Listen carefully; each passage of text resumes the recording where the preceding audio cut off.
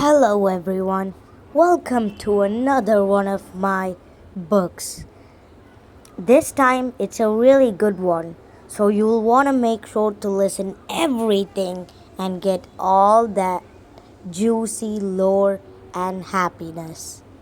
So, anyways, sit back, relax, and enjoy a heart-filled book. Let's go! The Burning House Incident, a book written by Tanuj S. Chapter 1, A Scrambled House. It was the next morning, after Steve realized that he fell into a really realistic dream. He felt strange.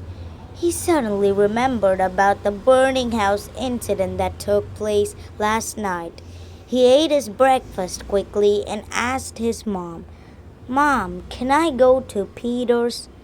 "You've completed your breakfast, right?" asked his mom. "Yes." He swiftly ran to Peter's home and rang the doorbell. Ding dong, rang the doorbell. Peter opened the door and looked pleased. He said, "Have you heard of last night's incident?"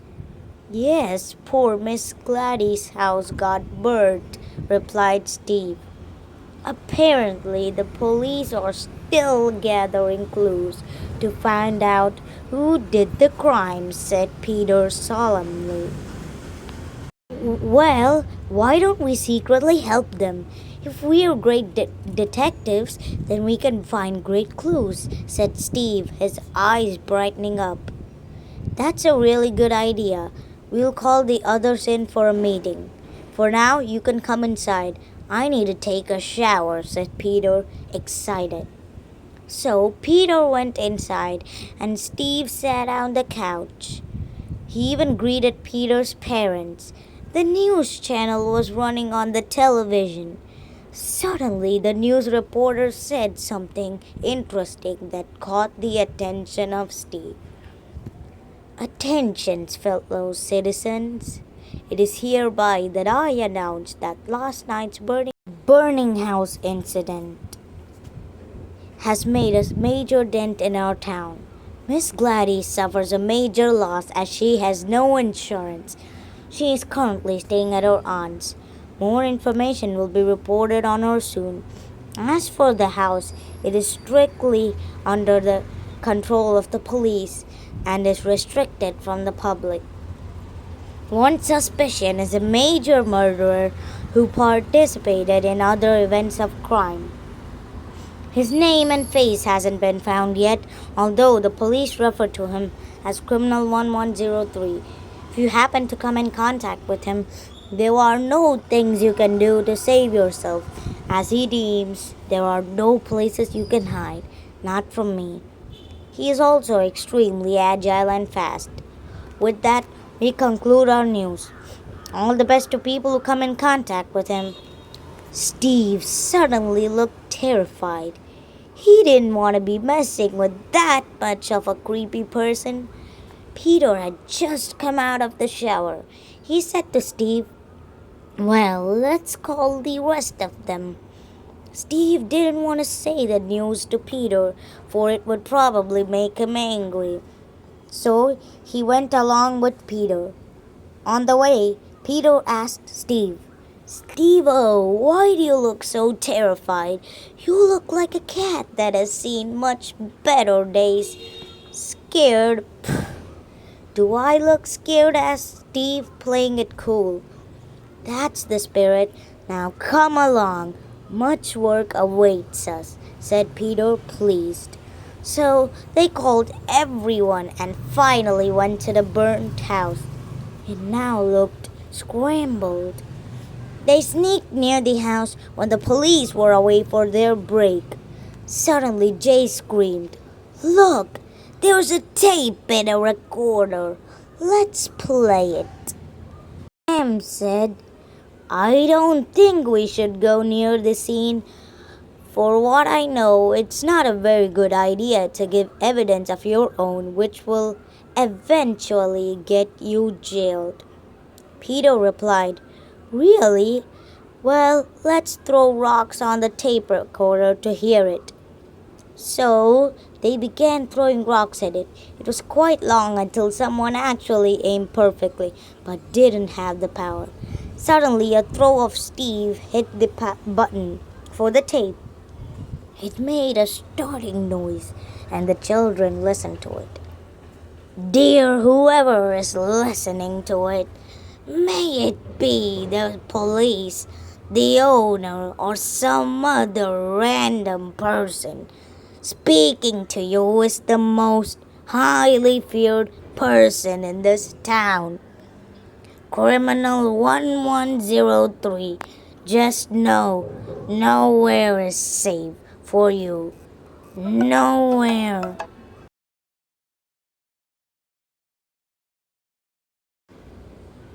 Not even the ground beneath your feet could be safe. I'm everywhere as well as nowhere. Sounds confusing? Let me show you more confusing things. And the tape randomly ended. Huh? Said Peter in a state of fear. Juliet said, I don't think we should be messing with a type of guy like this. Sam said, my goodness, that scared the soul out of me.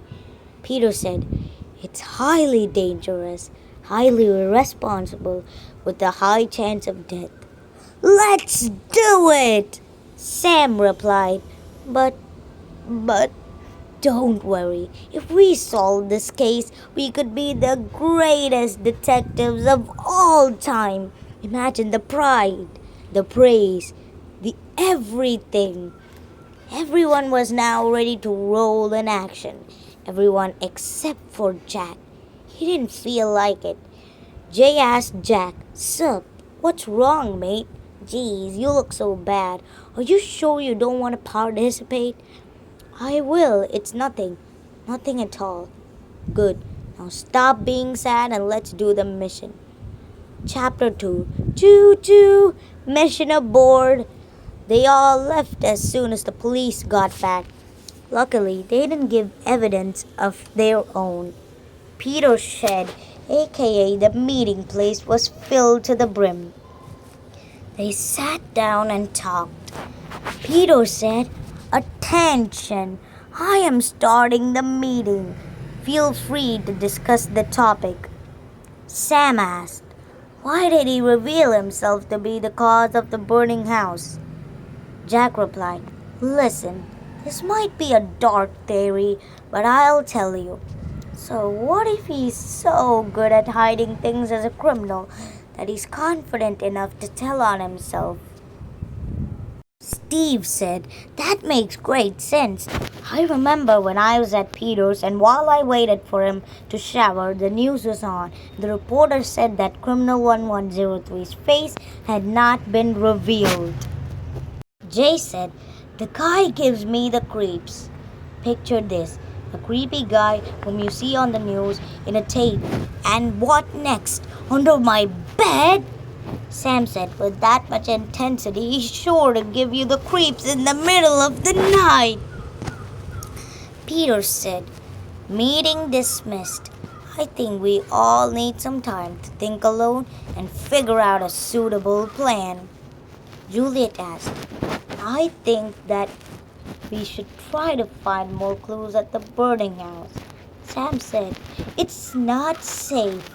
You could give evidence of your own. No, not at the house, near the house, like the surroundings. Everyone liked this plan, and it was so decided that they would go and snoop around in the unsuspicious surroundings of the house. That day, Sam thought hard. She saw Jay trying to comfort Jack. But why was Jack upset? It felt off, but Sam decided to let it slide. It was the next day. A bright and sunny day awaited them. What could possibly go wrong on a bright and sunny day? A lot can go wrong. Peter and his friends were on their way to the site. the burnt house. All it took was a lovely walk to get there. They reached the place and began to examine the surroundings. While making sure not to wander off near the restricted area, Peter asked, "Did any of you bring tools?" "I did," replied Steve. "My hands. It's the only tool that I always take with me." Everyone hit their head on their forehead. "Seriously, Steve? Out of all the times you choose this to be your joke time?" So the search began. They hunted, they dug, they hid, and they got a fit over nothing. Things were not going how they needed it to go. Suddenly, Peter exclaimed, "I found a button." Everyone gathered around him. It was actually a button. Blue, clean, and looked a little bit disoriented. It was the first ever clue, at least for this mission. Steve suddenly got an idea. "Peter, I've got a fantastic idea for a new name. How does Spectacular Six sound to you?" "Fantastic! Great work! I hereby name our team as Spectacular Six. This shows the evolution of us." Everyone cheered. They were proud to have gotten a new, cooler, and upgraded name. But fatigue took over them. Steve's house was the closest, but Jack's was the second closest. Neither of them had seen Jack's house, so now would be their chance. They took a short stroll and reached Jack's house. Spoiler alert! Little did they know, entering it what seemed like a friend's house wouldn't be a good choice. Chapter 3. A lot can go wrong. Entering into Jack's house, they were immediate to point out the fact that Jack lived in a 2-story house. Peter gasped, "Wow, your house is huge. Mustn't it be nice to live here? I've always wanted a house with 2 stories." Juliet said, "Where's your room? You do have a room in this huge house, right?" Jack laughed and replied, "Of course I do, silly." So Jack led the way. He climbed the stairs, took a turn, and entered into a room. The others followed him. Jack announced, "This is my room. Pretty big, huh?" Steve awed it and said, "You're so lucky. I feel like not many people get the luxurious life you have." Jack said, "Well, you guys stay here. I'll go get some food for the rest of y'all. I'll be quick to turn up." As the rest of the group were talking, they suddenly heard a knock on the door. They were about to open it when suddenly they heard a different voice. "You must be so disoriented. Let's test the response. One push into action." Peter said, "Stop scaring us, Jack. We all know it's you." The voice again said, "Oh, so you think it's Jack, huh? Well, play it your own way." They heard a button being pressed. Suddenly, the cabinet doors opened and mice started running. Sam and Juliet started screaming. Peter was scared but kept his cool. He found a broom and hit them with it.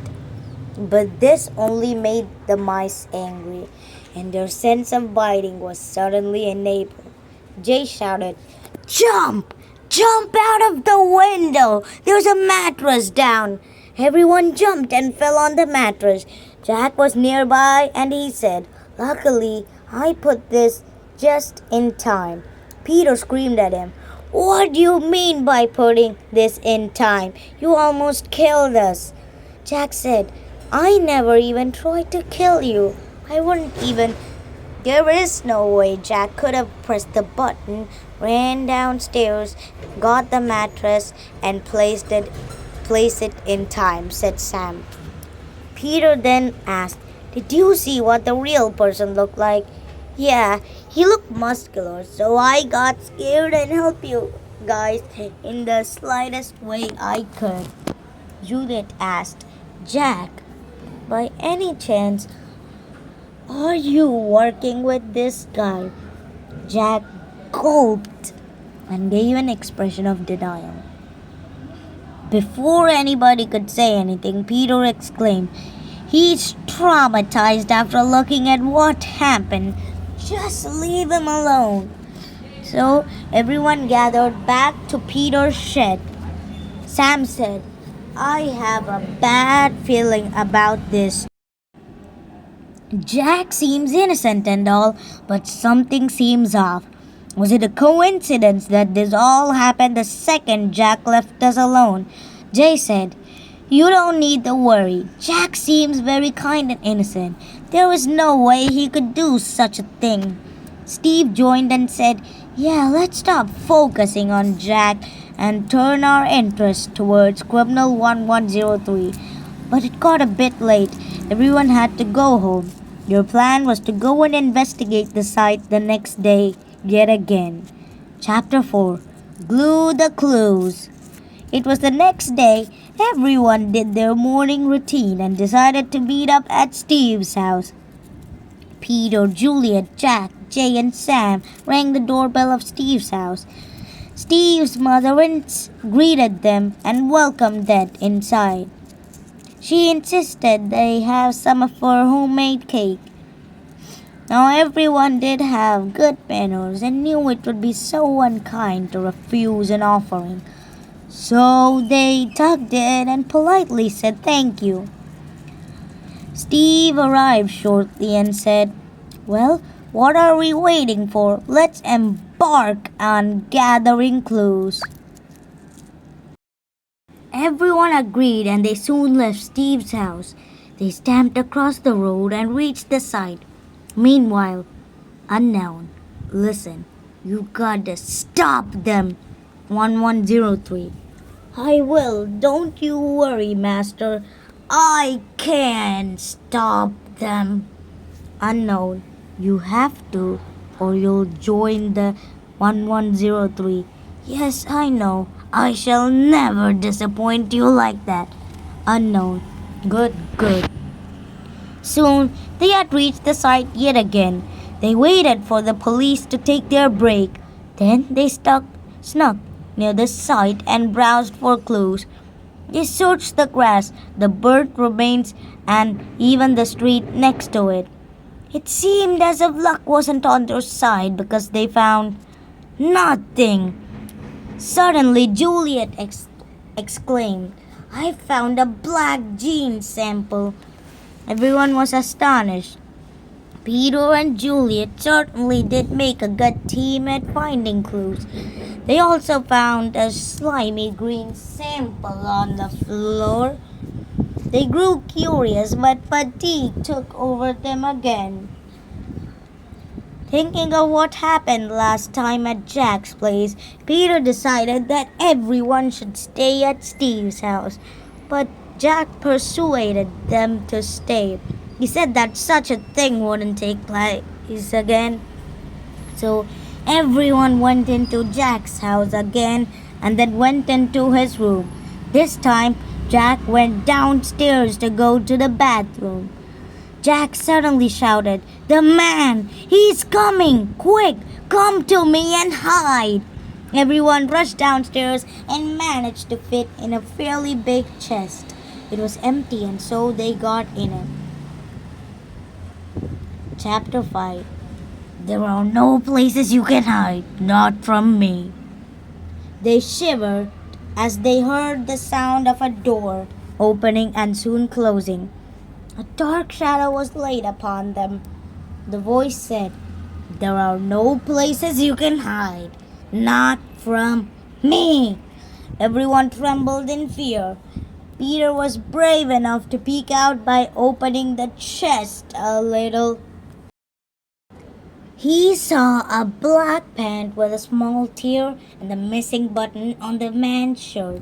He thought to himself, It has to be 1103. Jack wasn't lying. The voice scowled. "Arr, you won't come out, will ya?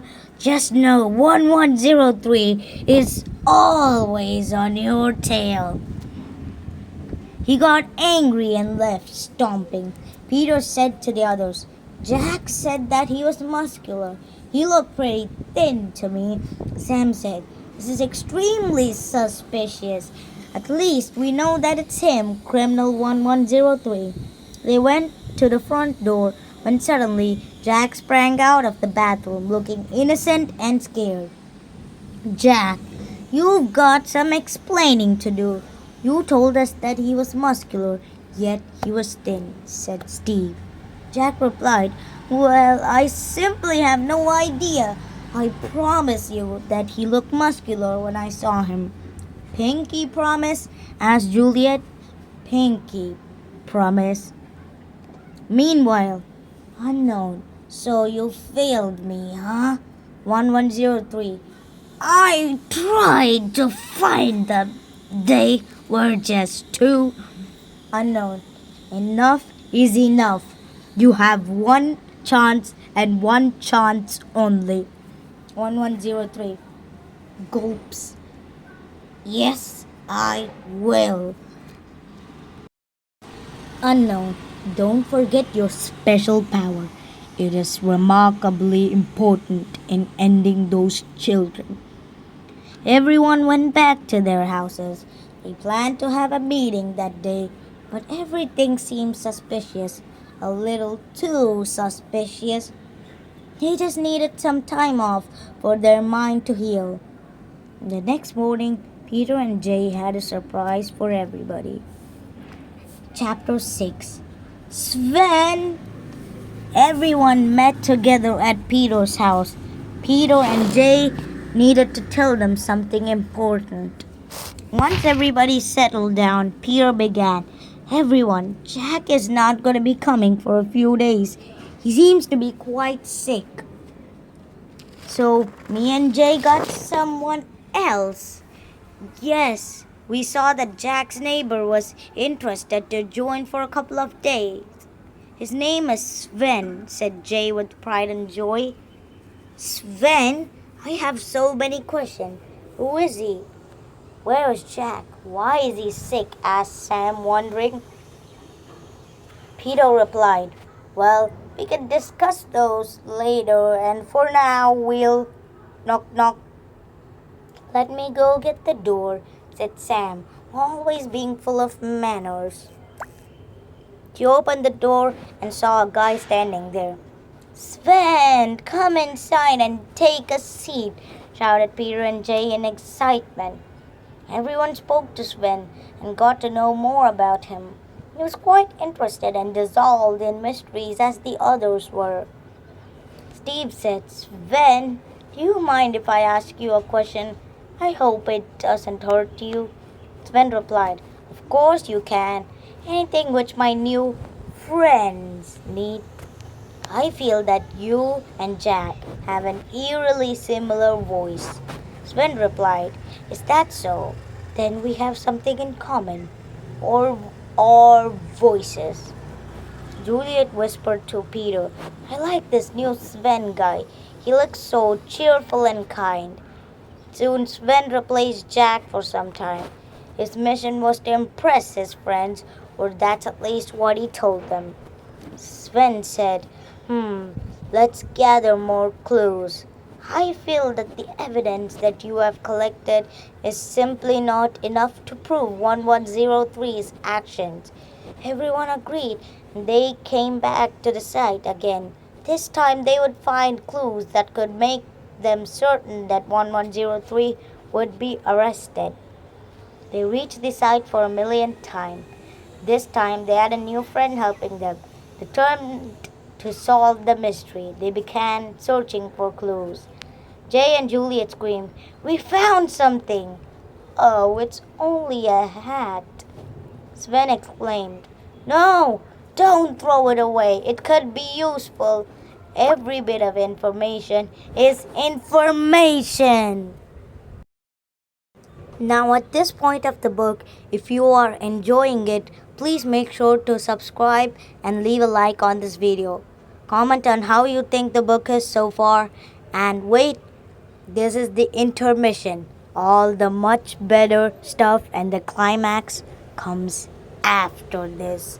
So, refill your popcorn. Let's start it. So, they decided to keep it with them. They searched everywhere, even on the branches of a dried and dead tree. They were dead set on finding clues, if only their determination played the same value in their luck. It was afternoon, and they found nothing major. They went to a nearby lemonade shop to grab a drink. They ordered 6 drinks, one for each of them. When Steve saw the seller, he looked confused. He spoke to himself. I've seen this guy before. Just where? I'm gonna ask him. He asked the lemonade seller, sir, do you mind if I ask you a question? Have we met before? The old man chuckled. Nonsense. I never even knew you existed until now. Now, if you mind, I have some lemonade to make instead of answering dumb questions. Soon, the lemonade was ready and everyone got a cup of it. Peter asked, Steve, why did you ask that question? It was very out of time. Juliet joined by saying, yeah, it wasn't your usual natural behavior that you conducted there. Everyone began to pressurize him by asking the same question, and they began making problems. Steve finally replied, it was nothing. I just felt crazy, that's all. We'll take your word for it. We'll trust you, replied Jay, very suspicious. Soon, they left the topic and went back to searching. They only had a couple of hours left before they had to seek home. As soon as they came, Sam exclaimed, look what I found! A 4-leaf clover. Sven replied, seriously, a 4-leaf clover? How is that gonna help? Sam said, but you are the one who said that information was information. Peter said, regardless, if you think that 4-leaf clover is gonna give us luck, you are one superstitious person. Jay suddenly exclaimed, everyone, I found a half-burnt paper with some text. Everyone gathered around him. They saw what he was holding, a burnt paper with some text on it. Jay read it aloud. Slave 1103, I have to inform you that I will arrive at the site soon. You shall take the responsibility of waiting there. Once I come, we'll burn the house together. It is an act of getting insurance for our friend Gladys. If you do find trouble escaping it because of someone or something, don't be afraid of transforming. Yours truly, Ravian. Everyone stood in astonishment and shock. After they heard what Jay read, their minds turned from celebration to horror. Who was this Ravian? What was this transformation? Most importantly, what was going to happen to the group? Chapter 7. Oh my God! They all went together to meet up at Peter's shed with the same pale and terrified faces. They sat down silently as if someone scolded them. Juliet had tears in her eyes. She said to Peter, will they actually kill us? Peter comforted his sister and said that no such thing would happen, but he and all his friends knew that the outcome of all this wouldn't result in a happy ending. Sam said, guys, I don't think that any such transformation will be going on. I mean, look at that. We aren't in a fantasy world, are we? Does that mean that this world is really real according to us, but something very external and sinister makes chaos here? That external thing could very well be a planet destroyer, said Jay, speaking very fast. Steve replied, nonsense, no such thing would happen. For the last time, we aren't in a movie/book. Anything that happens in movies won't take place here. Everyone was astonished. It was rare seeing Steve turn angry. He was an overall chill guy. Jay said, "A ripe fruit eventually spoils itself, doesn't it?" That was it for Steve. His anger rose high when Jay said that joke. He took out his fist and punched Jay right in the face. Jay got angry and he did the same as well. Before they knew it, they started fighting a lot. Nobody could stop them, despite the effort they put in. Suddenly, a heavenly god-looking creature came down. She said, "I know that this mission is making you all crazy. I'll make it easier for you. Find the ice pendant. To get it, you'll have to pass the Chamber of Challenges." Everyone was confused, and before they could say anything, they vanished. Suddenly, they appeared in a cave. Everyone got scared, but remember what God had said. They had to find the ice pendant. So they began their journey. As Sven was walking, he suddenly spotted a train. Everyone gathered around him, and when they came to the front of the train, they saw a face on it. Everyone gasped, wondering if they were dreaming. First God herself, and now a train with a face. Even more astonishing was the fact that the train had the ability to speak and communicate with anyone. It said, "Choo choo, all aboard, hee hee. My name is Harold. I'll take you to the Chamber of Challenges." Everyone got on this train hoping that it was trustworthy and would take them to the Chamber of Challenges. There were lots of bumps on the way, but the train entertained the children by telling jokes. What did the cow say to the sheep? "Move! Ha ha! What do you call a fake noodle?" "Imposter! Hee hee hee!" What did the buffalo say to its son when he was leaving? "Bison!" Hoo ho ho! What do you call a can opener that doesn't work? "A can't opener!" Hee hee hee hee! After a lot of jokes, they finally reached the long-awaited Chamber of Challenges. As soon as the children got out, the train said, "Gotta go. I'll see you soon, though." Juliet hugged the train, and the train backed all the way to the entrance. Chapter 8: The Caves. They turned around and saw a huge cave system with various colored crystals lodged into rocks. It was dark, but the crystals were a good source of light. The environment looked creepy and unsafe, but the children decided to trust the process. Juliet started touching the crystals in wonder, but that's when Sven grabbed her hand and said, "Don't. Some of these cave minerals are high in radioactive materials. We wouldn't want to be in danger, would we?"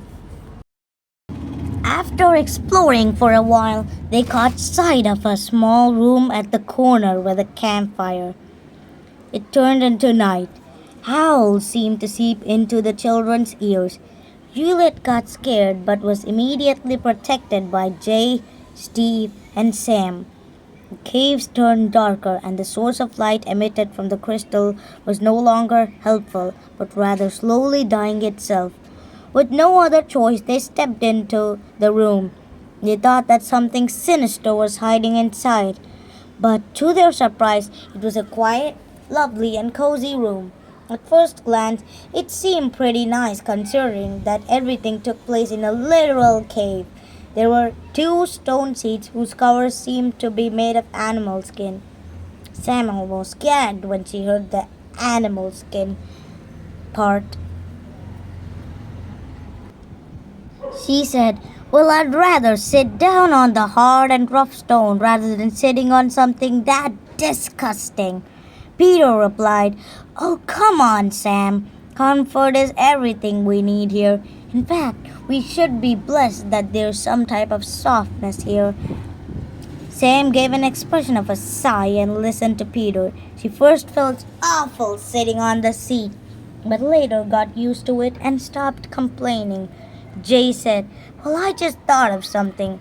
We need to eat something. I'm awfully hungry. I feel like I could eat an entire family meal." Steve said, "Funny enough, I feel the same way. I think it's obvious now that we need to prepare something for eating." Everyone else agreed, and they searched the room for uncooked or cooked food. They could cook the uncooked food and eat the cooked food directly. But something shiny and glittering mistook their eyes for food. It was a slight, faint glow coming from a stone. Jay said, "Let's break the stone, otherwise, what's inside will always reside as a mystery." So now they searched for a tool to break the stone with. It was like one of those puzzle games, hey? Like when you search and find something, but to reveal that searched thing, you have to search for more stuff. They opened the rock and found a magical potion. Suddenly they heard whispers from the far land of heavens and the sweet voices of the angel. The magic potion only gives food to those who use it wisely in the cauldron. Sam immediately understood what the voice meant and put the magical potion in the cauldron. Then she took 2 stones and started rubbing them together. Meanwhile, the rest of them were playing with the stones. Steve threw it on Jay, Juliet, and Sven. He shouted, "3 birds with 1 stone." Sam got angry and she scolded everyone for not letting her cook peacefully. After a while, Sam cooked the food and voila! The magical potion had turned into spaghetti, a perfect light dish that would fill the bodies of the children. After eating, they exited the cave which had sheltered them for a few hours and reached the crossing. Sam said, "Well, the last time we had to pick a choice, it was a trick question. So this time we should go for St. Fool's Drainage." Peter replied, "I'm not sure if I like the sound of that. But since you're the smart one, Sam, we'll trust you." So they went towards the direction of St. Fool's Drainage. They slowly walked, looking around the creepy atmosphere. They saw spider webs, which spooked the soul out of Juliet. The eerie soil in the cave had a sensational vibe that wasn't good. The slightly lit cave didn't look promising, for there were so many dents and cracks in it. Not to mention, getting lost inside could be really bad. They reached a dead end and saw a guy sitting on the ground. He seemed to be writing something. Just then, he noticed them. He said, "Guys, you aren't supposed to be here. This is St. Fool's Drainage. It's really dangerous. You see that small drainage pipe over there? Whatever you do, do not go near. Otherwise, you will be pulled in." "Well, I don't think it would be nice to drive a boat there, would it?" Juliet asked. "Thanks for telling us. By the way, what's your name?" The boy said, "Nobody has ever asked me that. Thank you so much. My name is Ari, and I've been writing this book for 47 years. "That's a long time." "Well, how do you look like a small boy then?" asked Sven. Ari replied, "I don't remember. Well, probably because I age slowly." Peter said, "Interesting. May I know what book you've been writing for so long?" Ari showed the book, and its name was The Horror Cruise. So they all talked for a while until they left Ari and went back to the crossing. This time they went towards the direction of the Chamber of Challenges. They were all losing their minds, slowly becoming crazy, for there were so many things happening. Chapter 9, The Chamber of Challenges. As they were about to enter the room labeled the Chamber of Challenges, they saw something stunning. A man immediately spawned in front of them and said something that changed the path of the mystery. There we go. I found you guys. Listen, I don't have much time to say this, so listen closely. I am a time traveler. You'll have to take my word for it. When Ravian asks you for help by sending you through a time machine, don't go in it. He will take you to the year. Ah! Poof! He suddenly disappeared. Everyone was in wonder. Everything that had already happened seemed unreal. Peter said, Jay may be right. This world is changing. Things that are usually impossible are happening. For the first time, everyone agreed with this fantasy, but they were here to stop this. They talked about the time traveler.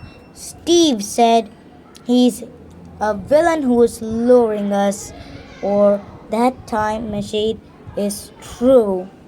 And those are the only two options. Either that or this. Everyone thought about it for a while and gave up. They knew that they had to enter the Chamber of Challenges and find the ice pendant, or they would be toast. So they finally entered inside, and what they saw was truly quite astonishing. It was a room filled with waves of different colors, adding to the vibrant look, as well as a mysterious eye symbol. There was a board to indicate which room they were in. Suddenly, they heard a voice. Well, it took you long enough, but I see that you have finally entered the Chambers of Challenges. There are a few rooms that will test each of your skills that will determine whether you get the ice pendant or not. In this first room, your goal is to find a key that unlocks the door. Oh, but the problem is that the key is perfectly camouflaged to the color of the room. Good luck. I'll be seeing things soon, won't I? And readers, play along with them. Peter said, Who is the voice talking to? We aren't meant to break the fourth wall. Anyways, back to the story. So, everyone had a goal in sight. A goal to get the ice pendant for whatever reason the angel asked for. They checked every single corner and area but couldn't find it. But Sam, the sight master, had managed to find it and opened the door. The voice returned and said, Well, good job. Sorry to tell you, but the challenges are only gonna get harder and harder. Your next challenge is to see how good your aim is. You all will throw those arrows on the button at the top. Good luck! They carefully stepped into room 2. They needed to be careful. They had to hit the red button in just 5 arrows. Luckily, Steve was quite good at aiming. He took an arrow and threw it, but it missed. Everyone got angry, and then Peter stepped in. He missed twice, and everyone else was even more unhappy. So Jay threw it once but also missed. This was the last try. Before Sven could have a try, Steve took the arrow and threw it. Sven was about to become angry when suddenly the door opened. Sven said, It was unkind to take mine, but since you opened the door, I'll forgive you. So they came into the third room. The voice said, Good job, yet again. Well, the third room is about speed. You see, you all need to run on the treadmill. Why? Because it will generate energy which will travel to the door and open it. And if you think that'll be easy, you are greatly mistaken. So they started their third room feeling proud. They all got onto one treadmill, but one person was left out. They all fought to be left out. At last, it was decided that Juliet would be left out. Everyone else got onto a treadmill and started running. As they ran, they saw sparks of electricity traveling quickly from the treadmills. They had to run quickly and consistently to open the door. At last, the door opened with a whoosh and they all cheered. It really did seem to get harder as each challenge needed more and more effort. The voice said, "Well, I see that you are doing well. For the next challenge, send one of your friends to answer the quiz in the room." It was quite a decision to make. At last, they all agreed that Sam was the only straight A student in the group, so she was let in.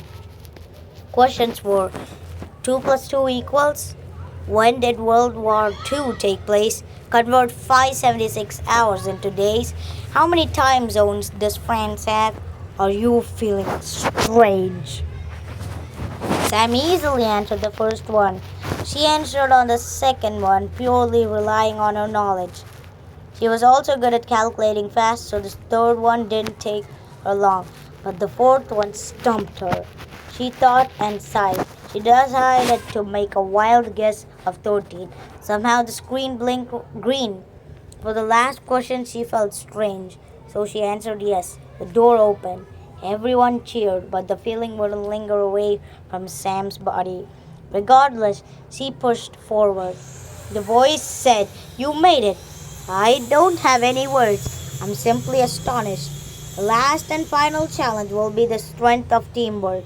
You have to trust teamwork to take you through the maze." So they entered the room with determination. Far they have made it, but close they have to make it. The room was so cold. They saw igloos inside what seemed to be a maze. They had to race towards the igloo, but disaster struck. They could not find their way and got lost because they had been fighting for who should lead the way.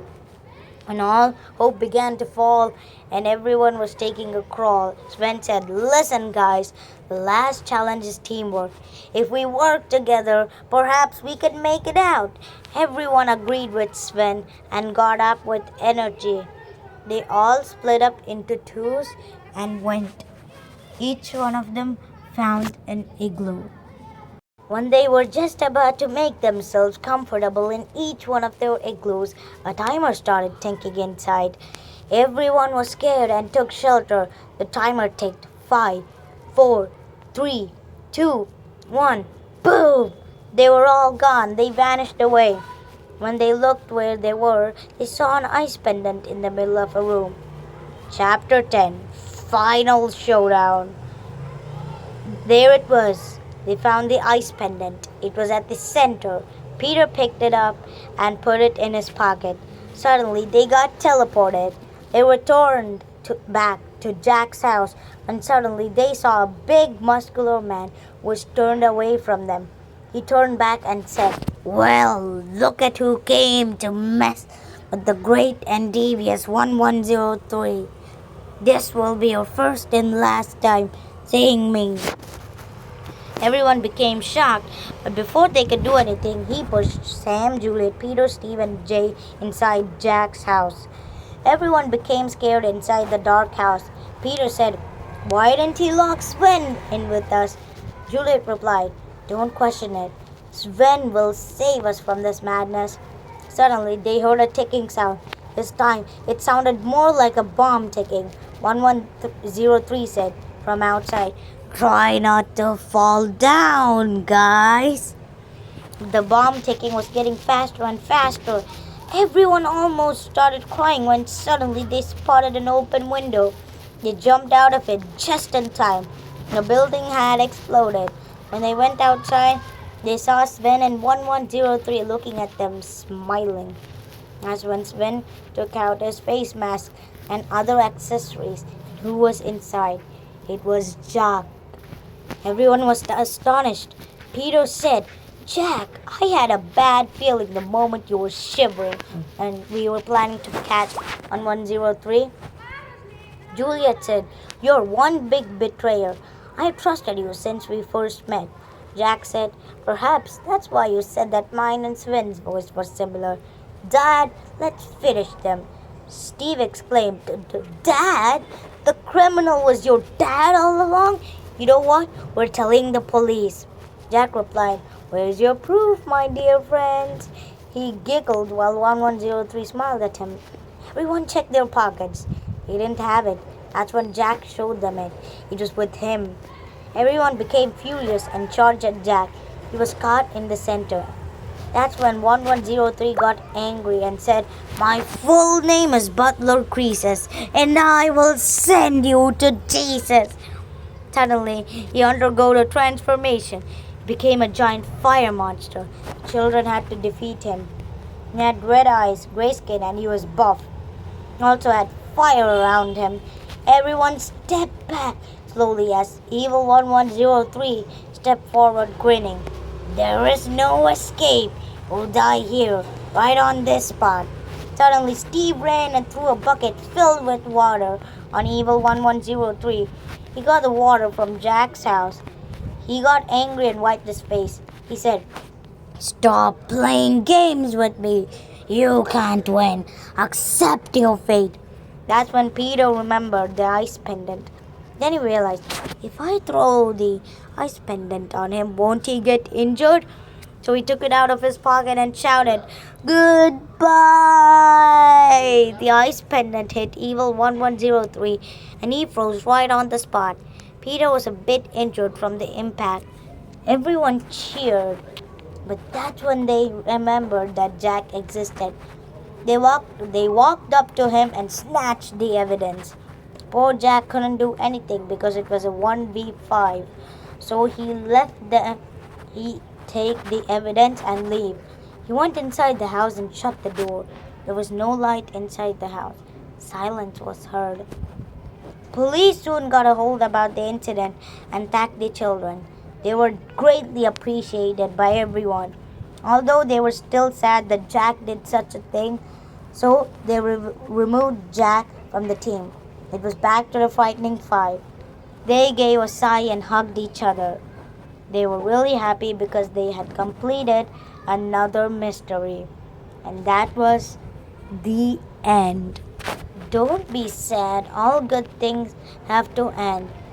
Hey, you! I'm talking to you! I'm the main character of the next book. Could you ask Thanuj to give me a very good role? Alright? Good. Let the credits play.